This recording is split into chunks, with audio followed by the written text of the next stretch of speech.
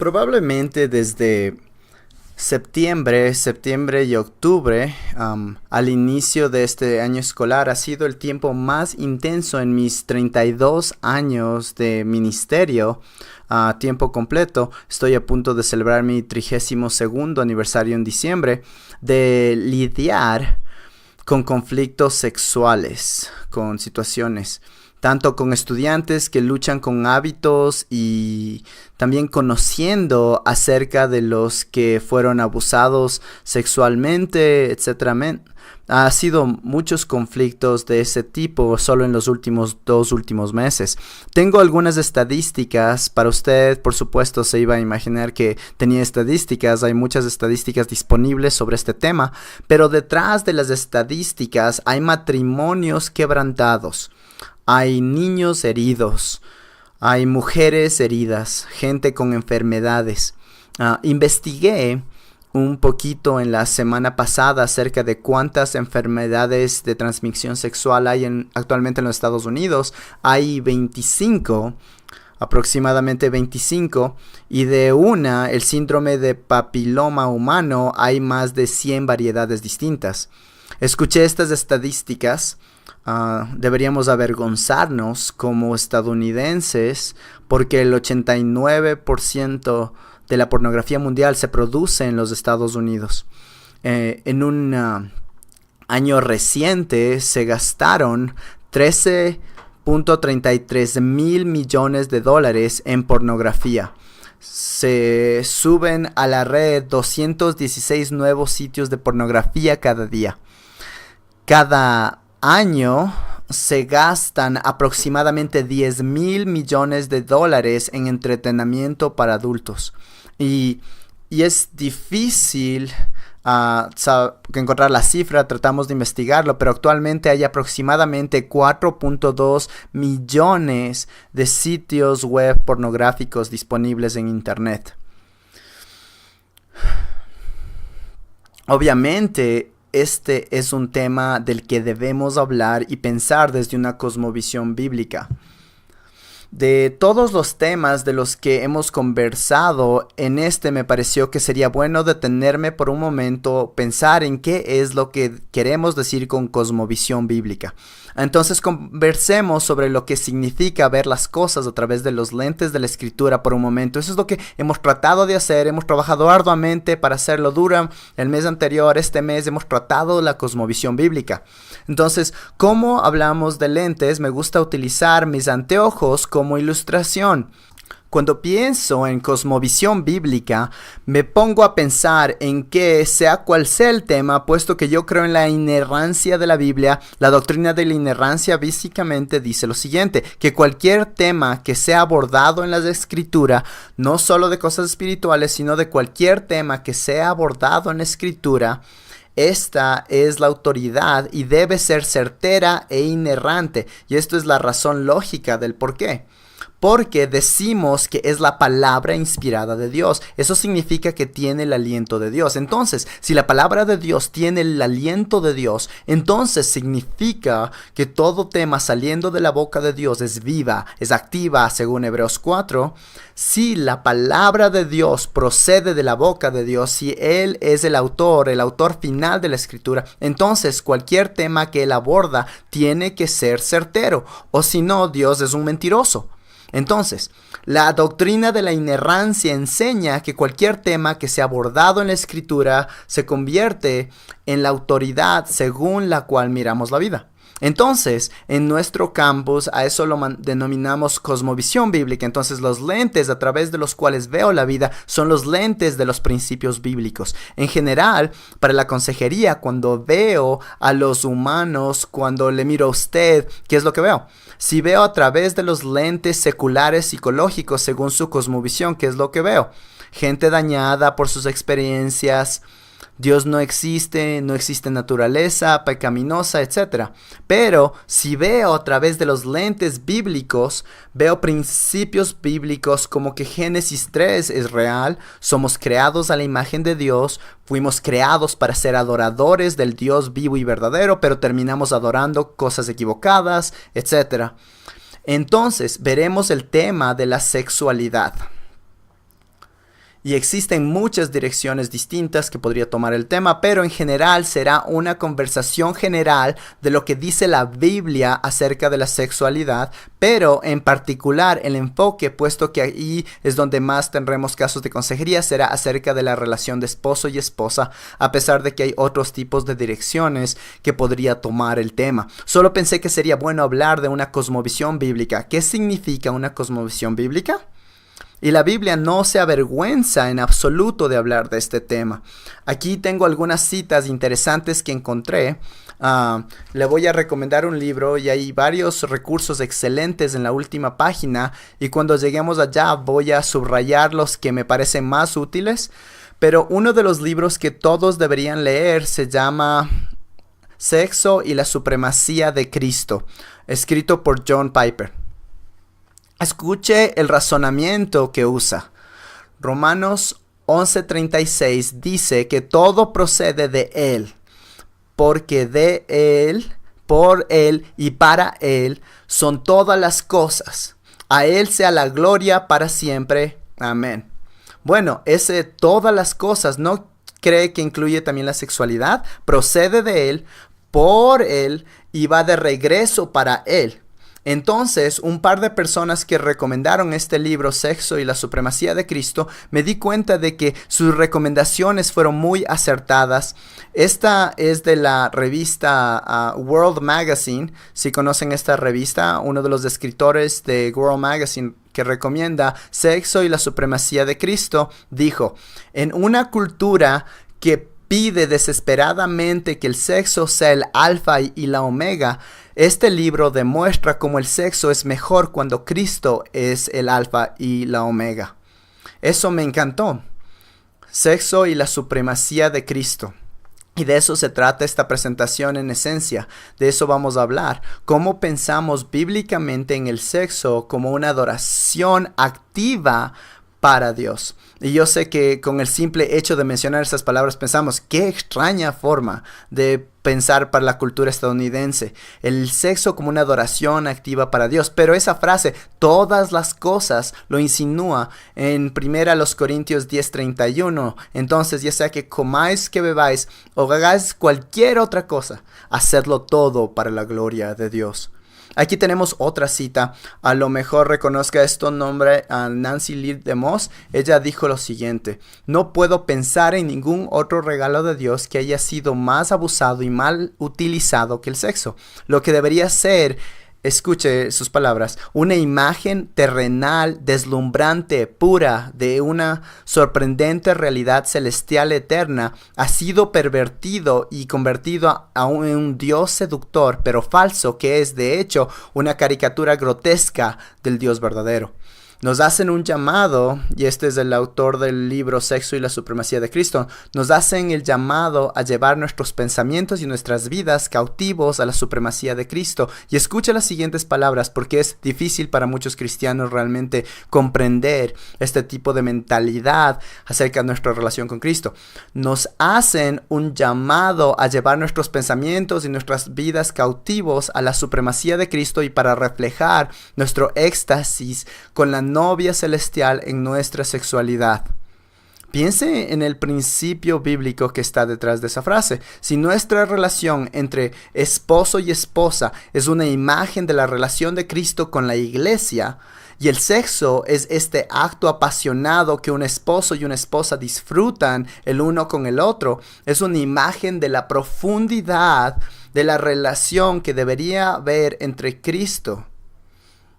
Entonces, yo sea que comáis, que bebáis o que hagáis cualquier cosa, hacedlo todo para la gloria de Dios. Esto podría tomar toda clase de direcciones, se podría enfocar en varios aspectos, especialmente a luz de la pornografía, la homosexualidad, el tráfico sexual, pero nuevamente me voy a enfocar en una visión más amplia de la sexualidad, en particular enfatizando el matrimonio. Entonces, punto 1 de sus notas: el sexo en el matrimonio es puro y santo. Esa es una afirmación radical que le da como pedrada en ojo tuerto a nuestra cultura. En particular observamos dos pasajes principales y luego veremos otros pasajes que son muy importantes para desarrollar los lentes con los que vemos a ver nuestra cultura. Los Corintios 7 es uno de los principales. Proverbios capítulo 5 es otro pasaje principal. Pero consideremos solamente en general, por un momento, esto requiere una fe activa. Porque en este punto, el sexo y el matrimonio es puro y santo. Si en la televisión vemos una escena de sexo en el matrimonio, probablemente sea representado como algo aburrido, que no es emocionante en absoluto. Sin embargo, la forma en que la Escritura representa la relación sexual entre esposo y esposa es que con el paso de los años y mientras van creciendo juntos y crecen cada vez más en esa relación en que ambos son una carne, que la relación sexual en realidad es cada vez mejor. Esa es una idea realmente radical para nuestra cultura. Pensar que la mejor relación sexual, si el esposo y la esposa crecen en intimidad y son almas gemelas, y recuerde, usted no encuentra su alma gemela, sino que maduran como almas gemelas, que la mejor relación sexual, si seguimos el pensamiento bíblico del modo que Dios lo diseñó, es después de los 50 años, no antes de los 50, porque el esposo y la esposa crecen juntos. El sexo en el matrimonio es puro y santo.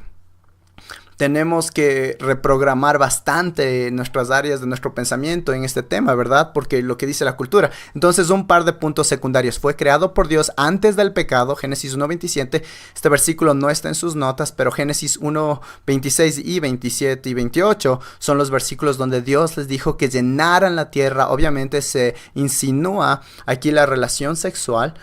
Pero el capítulo 2, al final del capítulo, nos dice que deben ser una sola carne, el uno con el otro, y que ambos estaban desnudos y no se avergonzaban. ¿Qué pasó? Luego el capítulo 3 nos dice que debido al pecado, y esto lo enfatiza, el capítulo 2 termina con que estaban desnudos y no se avergonzaban. Capítulo 3, una de las primeras cosas que sucede después del pecado es que ahora están desnudos y se avergonzaban.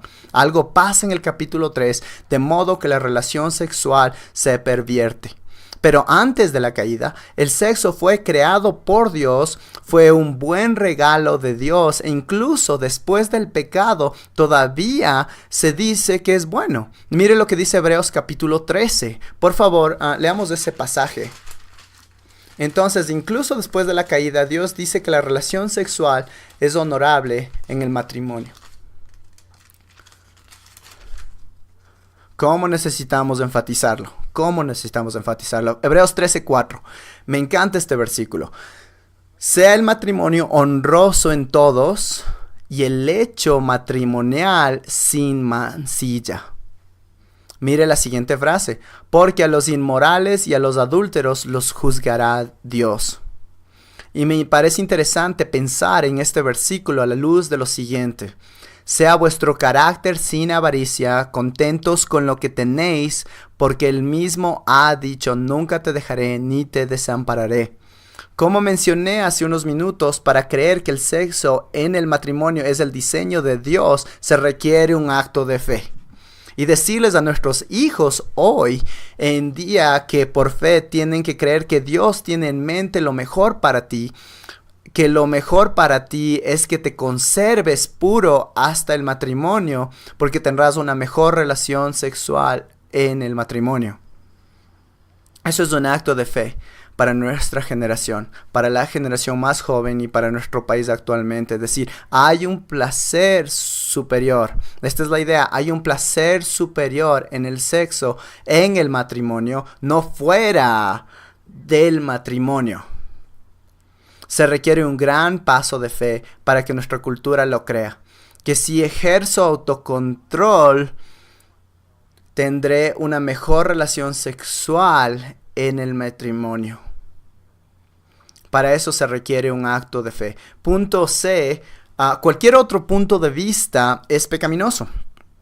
Pensar que el sexo fuera del matrimonio es legítimo.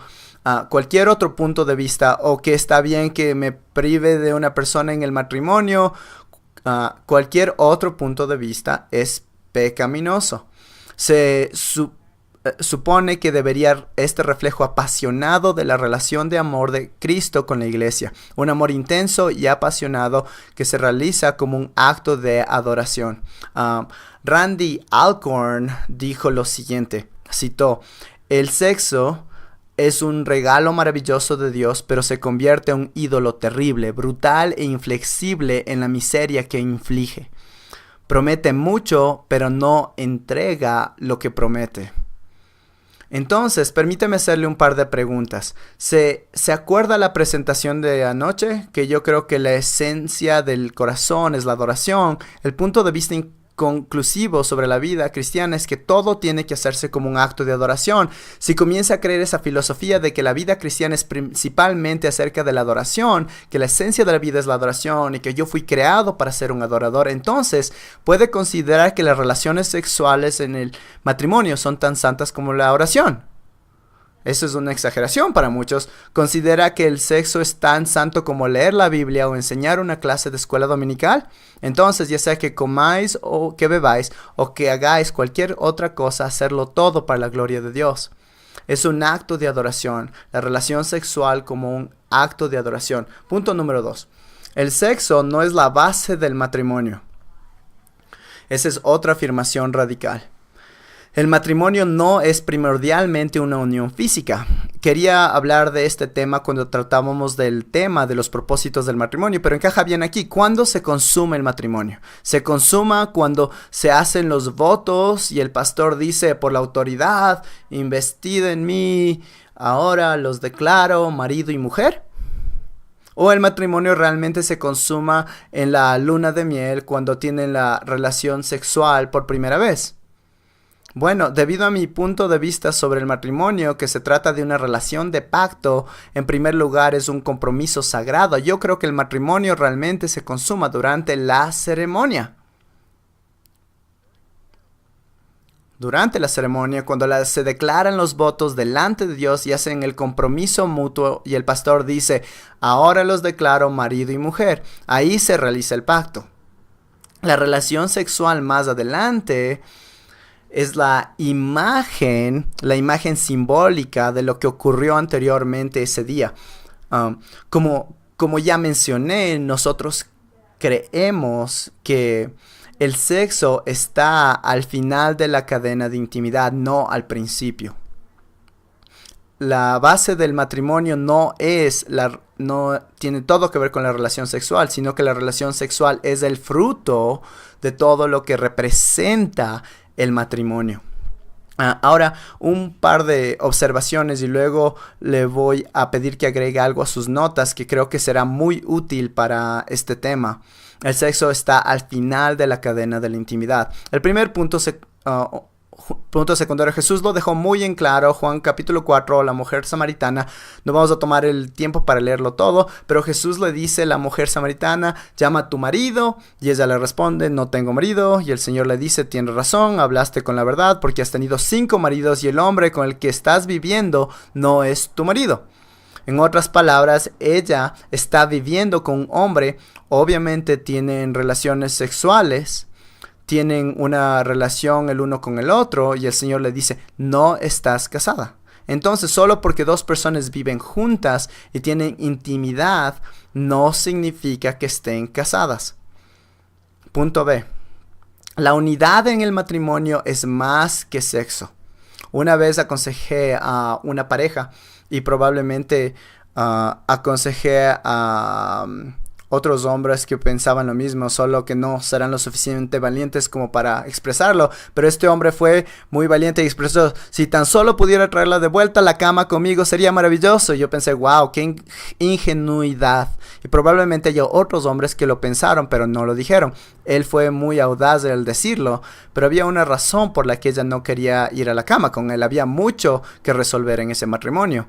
Escuche esto un momento. ¿Qué es lo que lleva a ese clase de intimidad? Es una tremenda pregunta. Mi corazón se rompe por todas estas personas que están buscando relaciones profundas, que buscan algo, donde quiera que sea, pornografía y todas las demás expresiones sexuales.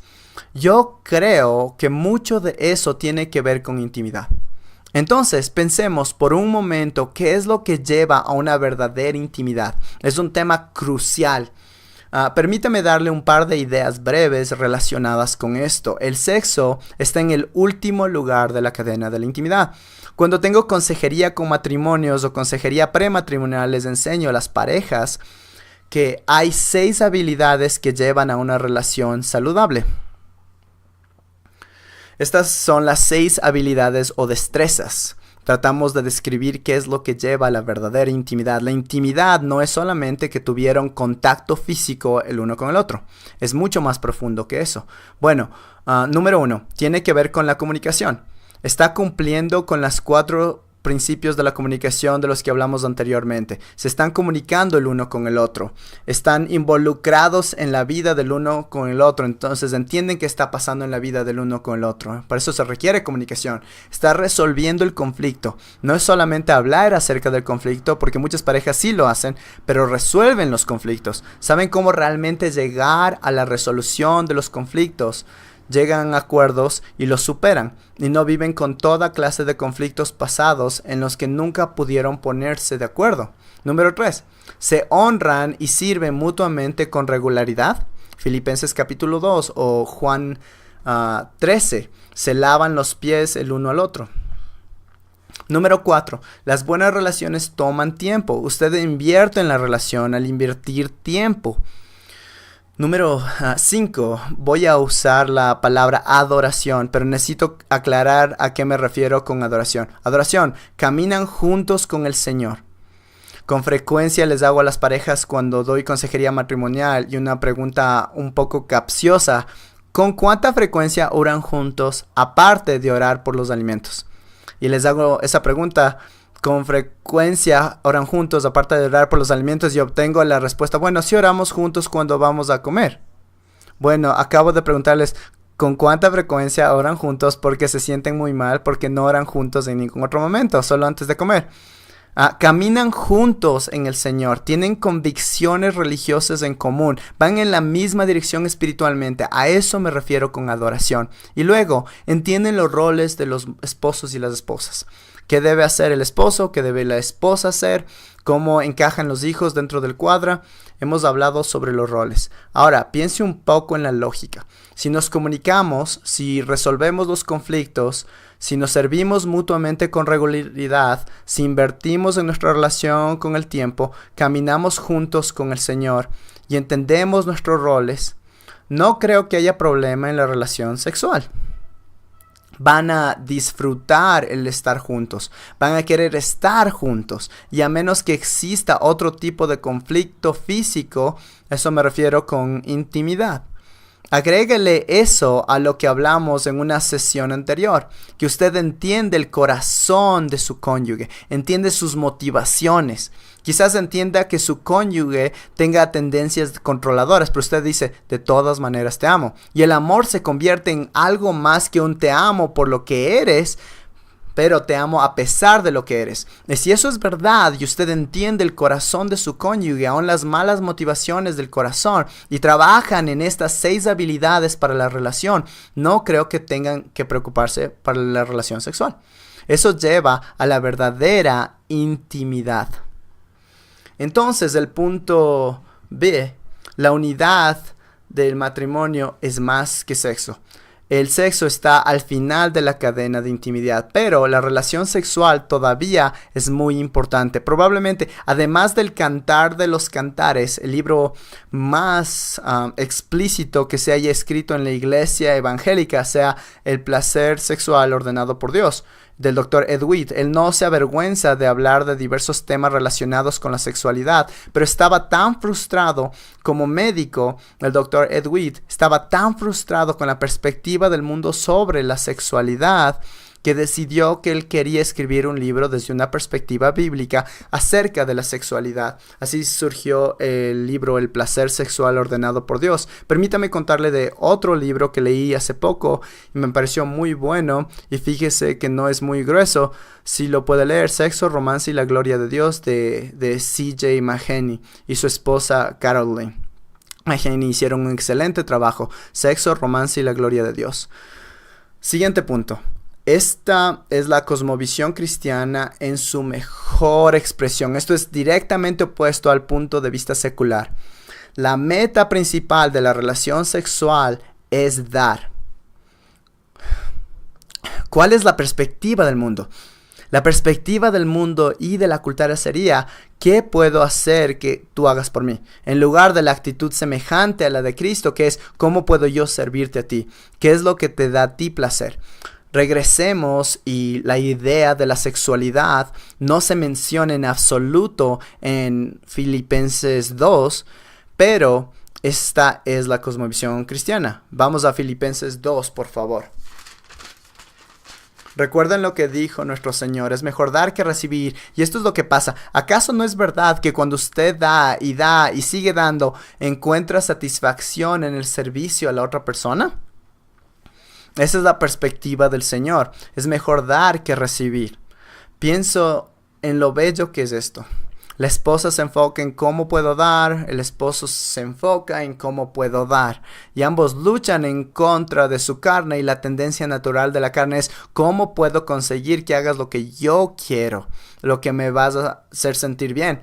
Pero ambos pelean en contra de eso y ambos se enfocan en dar. ¿No creen que ocurriría una increíble satisfacción mutua en la relación entre esposo y esposa? Esa es la ética cristiana en práctica. Pensé que sería bueno refrescar nuestra memoria con lo que dice Filipenses capítulo 2.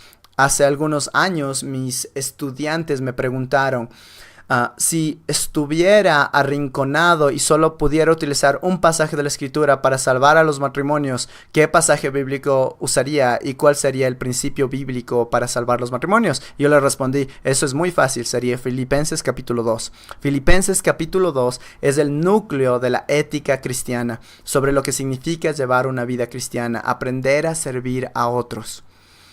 Filipenses 2, comenzaré a leer en el versículo 3. Nada hagáis. Eso incluye la sexualidad, por egoísmo o por vanagloria, sino que con actitud humilde cada uno de vosotros considere al otro como más importante que a sí mismo, no buscando cada uno sus propios intereses, sino más bien los intereses de los demás.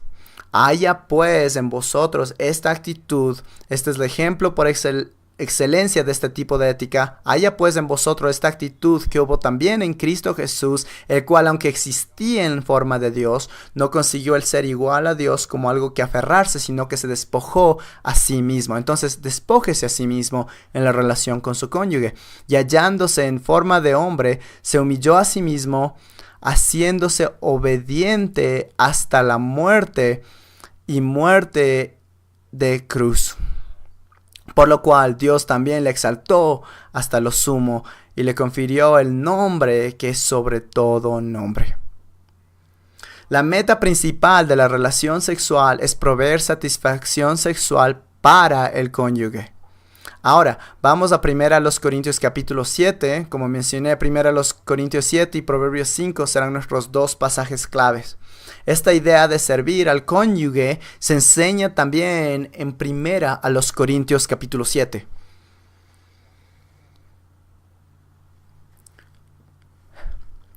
Esta es una ilustración de la costa este, y muchas de las ciudades de la costa este tienen un círculo en el centro y uno puede manejar por la ciudad alrededor de este círculo. Estaba manejando en el círculo del centro en una ciudad de Pensilvania, cerca de donde crecí, y ahí había una librería. Fíjese en el nombre de esta librería, se llamaba Librería Cristiana Corintia. Y aunque en este tiempo era adolescente, pensé: ¿quién en su sano juicio le podría de nombre a su librería la Librería Cristiana Corintia? Esta iglesia tenía una tonelada de problemas. Y aquí tenemos otro ejemplo en el capítulo 7. Están lidiando con problemas sexuales y parecen que en parte lo que está pasando es que le escribieron una carta a Pablo y él responde todas sus preguntas, y parece que le enviaron una larga lista de preguntas. Y fíjese en la primera frase del versículo 1, dice: en cuanto a. Esa es la frase que más se repite en 1 Corintios, en cuanto a. Y luego aborda la siguiente pregunta. Y parecería que una de las preguntas que podrían haber afrontado era la siguiente: Pablo, ahora que somos creyentes, deberíamos divorciarnos de nuestro cónyuge no creyente y casarnos con un cristiano que tenga las mismas convicciones. En mi opinión, 1 Corintios 7 es uno de los capítulos más difíciles de entender en la Biblia, especialmente en el Nuevo Testamento. Uno realmente debe comprender qué ocurre en el contexto y cuáles fueron probablemente las preguntas que le hicieron a Pablo y que él responde aquí en 1 Corintios 7. Ahora, con eso en mente, cuando vemos el contexto, Pablo responde preguntas y quizá esta era una de las que fueron planteadas. Recuerdo que en Corinto había mucha idolatría sexual rampante. Así que todo esto está detrás de lo que Pablo aborda al responder estas preguntas en 1 Corintios 7. Y luego dice lo siguiente: en cuanto a las cosas de que me escribes, bueno es para el hombre no tocar mujer.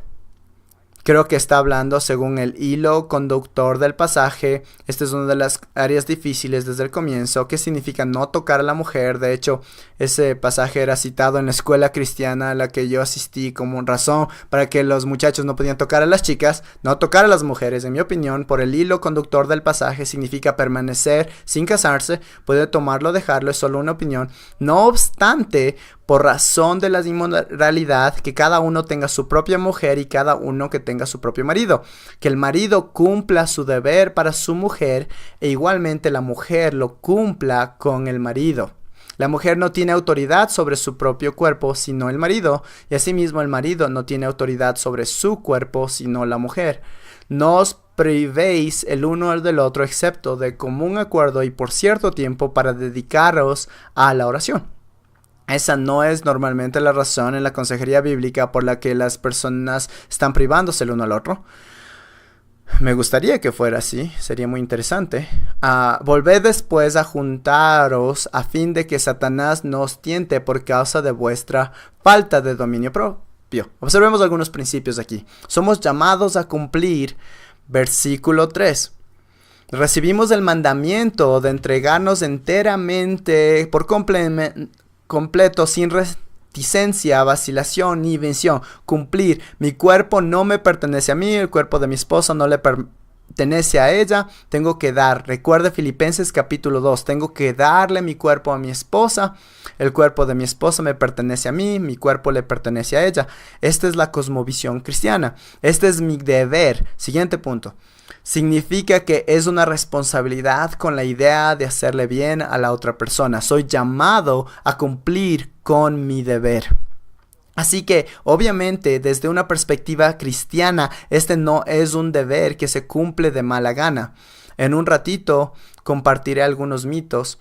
Y uno de esos mitos que me viene ahora a la mente es que la mujer dice solo tengo que cumplir con mi deber. Y algunas mujeres creen que ellas no obtienen satisfacción sexual. El mito sería que Dios no diseñó a las mujeres para que tengan satisfacción sexual. Y si resulta que usted está aquí sentada y eso es lo que cree, tiene que leer El placer sexual ordenado por Dios y tiene que conocer mejor su cuerpo, porque eso definitivamente no es verdad. La esposa tiene el mismo mandamiento. ¿Y cuál es esta obligación? Al siguiente punto del bosquejo. Nos han enseñado que esta definición nos han enseñado a dar, porque esa es la definición de amor. Nos han enseñado a dar, y le recuerdo nuevamente la definición del amor de la última sesión que yo enseñé. Es una entrega sacrificial para el mejoramiento de otro que lleva su verdadera felicidad. Eso también incluye la felicidad sexual, mientras usted aprende a dar primero. Pablo nos advierte, como dice el punto 1 más abajo, 1 Corintios 13 nos advierte que sí existe tal cosa como amor egoísta. Tiene apariencia de que está dando, pero en realidad no da cuando el principio enfoque es uno mismo. Hay mayor placer en dar. La actitud por detrás debería ser: me hace feliz hacerte feliz. ¿Cómo puedo servirte a ti? Entonces, ¿cómo puedo saber? Adivine. tienen que dialogar al respecto, y si no se siente cómodo para dialogarlo, tendría que volver a la sesión anterior que enseñé. Tiene que dialogar acerca de por qué no quiere dialogar, por qué es incómodo hablar de esto. Tenemos que hablar porque si se supone que somos una carne y no debería haber barreras entre esposo y esposa, este es uno de los temas de los que deberían poder dialogar con mucha libertad. A continuación comparto un par de preguntas sugeridas para usted, y también puede pensar en otras. ¿Cómo puedo saber lo que le da placer a mi pareja? Tiene que conversar sobre el tema. Estas son otras. ¿Qué es lo que te provoca mayor placer? Está preguntando, no tiene nada de profundidad, solo estoy tratando de estimular un poquito su mente. ¿Qué es lo que te provoca mayor placer? Y luego lo contrario, ¿qué es lo que menos disfrutas? Puede pensar en otras preguntas que podría hacer. Siguiente punto. Dios creó tanto al esposo como a la esposa con la misma habilidad para satisfacerse el uno al otro. Permítame hacer algunos mitos. Algunos creen que los varones... Estos mitos no están en sus notas. Algunos creen que los varones viven obsesionados con el sexo. Es algo que se da por sentado. Espero que podamos tomarlo como algo que todos dan por sentado. Los hombres tienen impulsos sexuales muy fuertes. Mi esposa y yo hemos conversado con frecuencia sobre esto. ¿Por qué razón hizo Dios a los varones con impulsos sexuales tan fuertes? Y hay muchas implicaciones de esto, pero debo creer que en parte es que Dios quería que el hombre enfoque esa energía en su esposa. Así que, damas, si usted está aquí y dice, mi esposo está obsesionado con el sexo, tiene un problema con sus hormonas. Por favor, entienda que no es solamente su esposo. Muchos varones pueden decir, tengo impulsos sexuales muy, muy, muy fuertes. Y tengo que creer nuevamente que en parte del diseño que hay detrás es que Dios quiere que el varón enfoque esa energía en su esposa. El segundo mito, las mujeres no están hechas para disfrutar de la intimidad sexual, o para ponerlo sin rodeos, las mujeres no llegan al clímax. Nuevamente, tiene que leer el libro El placer sexual ordenado por Dios y debe entender cómo funciona, si es un mito en el que ha creído. Y esposo, si quizás ese es un mito que usted ha reforzado en su esposa, entonces usted necesita leer El placer sexual ordenado por Dios y usted tiene que esforzarse para ayudarle a su esposa para que tenga una satisfacción sexual verdadera. Otro mito que en mi opinión los varones realmente tienen que encarar, y es mi intención cuando converso sobre este tema con los estudiantes universitarios, siempre deseo ser muy claro con este tema. Varones, tenemos que enseñar a otros varones, definitivamente tenemos que enseñar a otros varones que las mujeres no son objetos. Damas, eso mereció un amén. Tenemos que enseñarles a los varones que las mujeres no son objetos que pueden ser utilizados para nuestra propia gratificación y placer. Nuestra cultura tiene un tremendo problema en esta área. La industria de la pornografía gira en torno a este asunto, que las mujeres son objetos que son utilizados para nuestra propia gratificación. Esa no es una cosmovisión bíblica. La cosmovisión bíblica es que la mujer debe ser honrada, una mujer debe ser atesorada, tal como leemos en primera a Pedro 3:7. La mujer debe ser honrada como un vaso más frágil. Eso significa atesorarla, protegerla y todas las implicaciones de ello. Volvamos al bosquejo, porque el tiempo, obviamente, como es usual, está pasando muy rápido. Tengo que llegar a Proverbios 5. Me voy a saltar un poquito. Permítame solo leer un par de cosas sin ver al pasaje de la escritura, porque quiero llegar a Proverbios 5, aunque tengamos que terminar ahí. La siguiente página dice que las relaciones sexuales deben ser equitativas y recíprocas. Tenemos la misma capacidad de satisfacernos el uno a otro. Hemos hablado sobre la autoridad, que significa que yo no tengo autoridad sobre mi cuerpo, mi esposa no tiene autoridad sobre su propio cuerpo. Tanto el esposo como la esposa tienen el mismo mandamiento, lo que significa que eso es lo que se infiere, que la esposa también debe ser activa en las relaciones sexuales, aunque yo creo, según mi cosmovisión, que el varón debe ser el principal iniciador. ¿Qué pasa con los distintos niveles de deseo? Permítame leer estos puntos. La palabra de Dios enseña que debe satisfacer sexualmente a su pareja, no enfocarse en su propio nivel de deseo y el rehusarse a utilizar activamente su cuerpo para satisfacer sexualmente a su pareja. Si fuera eso cierto, sería rebelión en contra de Dios. La clave está en aprender cómo servir a su cónyuge. Siguiente punto, vamos a Hebreos 5. Este pasaje me muestra que Dios no tiene ninguna vergüenza, al igual que el Cantar de los Cantares, para hablar de la sexualidad. Me gustaría leerle una cita de Al Mohler.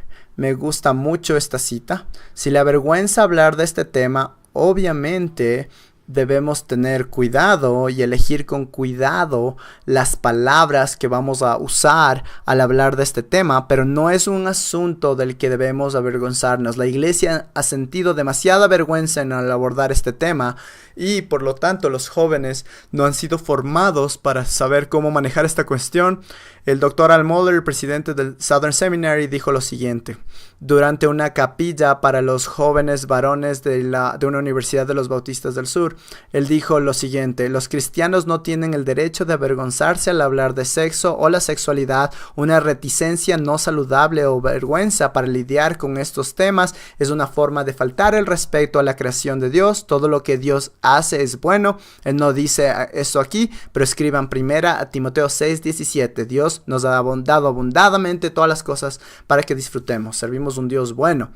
Todo lo que Dios ha creado es bueno y todo lo bueno que Dios ha creado tiene un propósito específico que en última instancia revela su propia gloria. Cuando los cristianos conservadores reaccionamos ante el sexo con ambivalencia o vergüenza, difamamos la bondad de Dios y ocultamos la gloria de Dios, cuyo propósito es ser revelada en el uso correcto de los regalos de la creación. Puede meditar en lo que eso implica. Primera a Timoteo 6:16 es verdadero.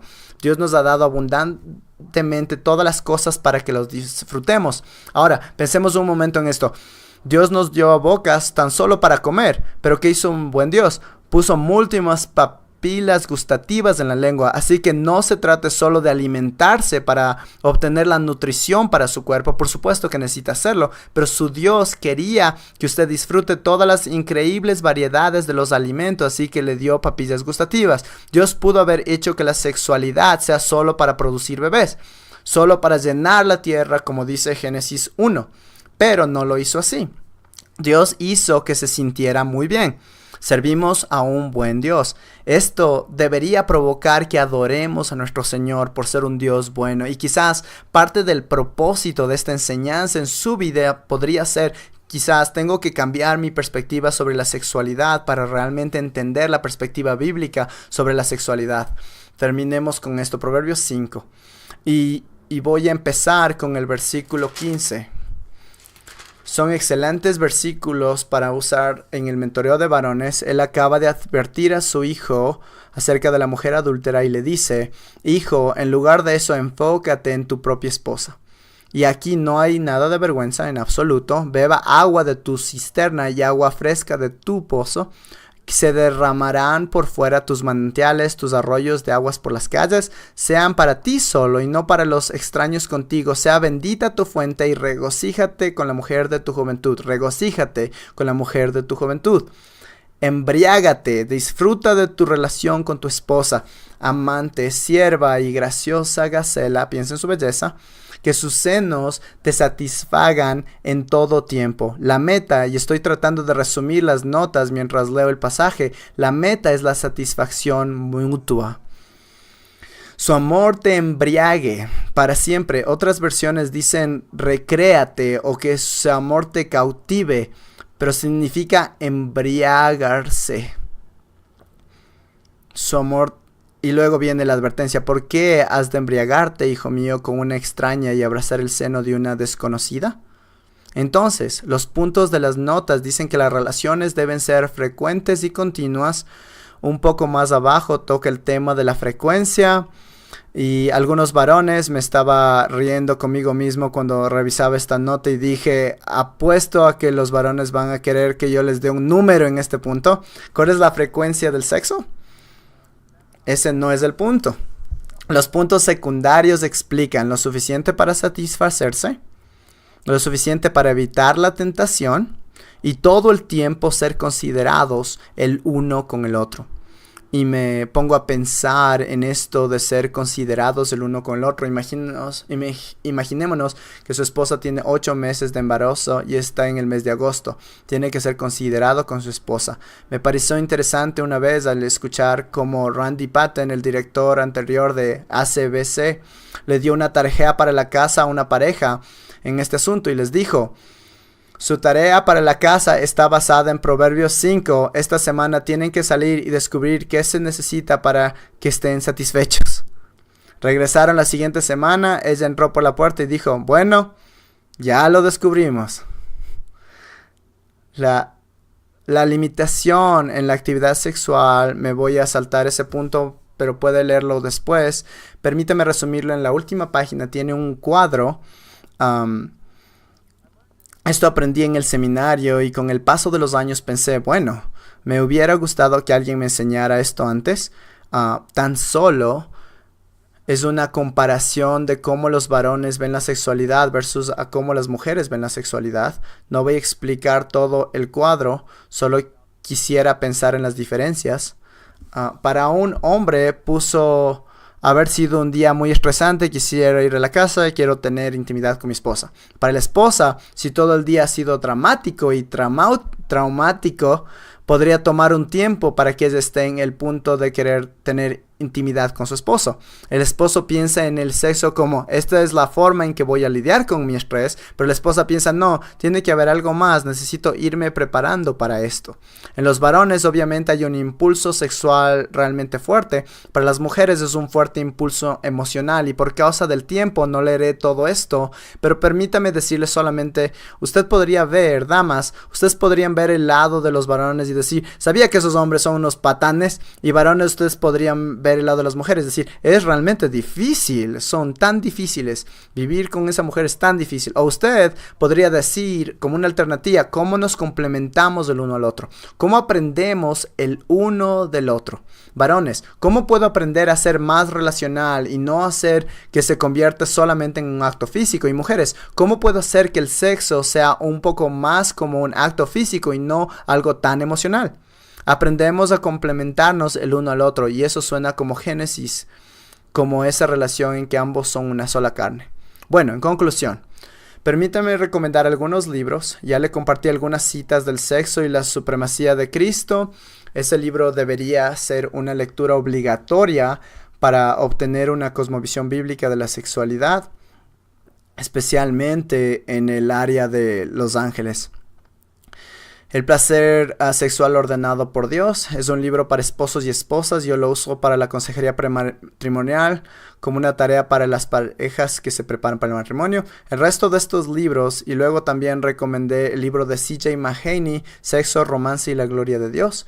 Y el resto son folletos que están disponibles solamente en inglés, pero me gustaría subrayar uno en particular llamado Teens and Sex, adolescentes y sexo, ¿cómo les podemos enseñar?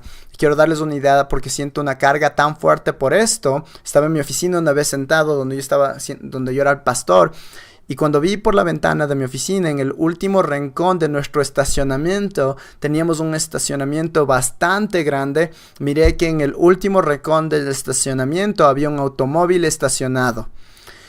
Y mientras observaba el automóvil vi que alguien se estaba sacando la ropa y pensé, vaya, qué valientes en el estacionamiento de la iglesia.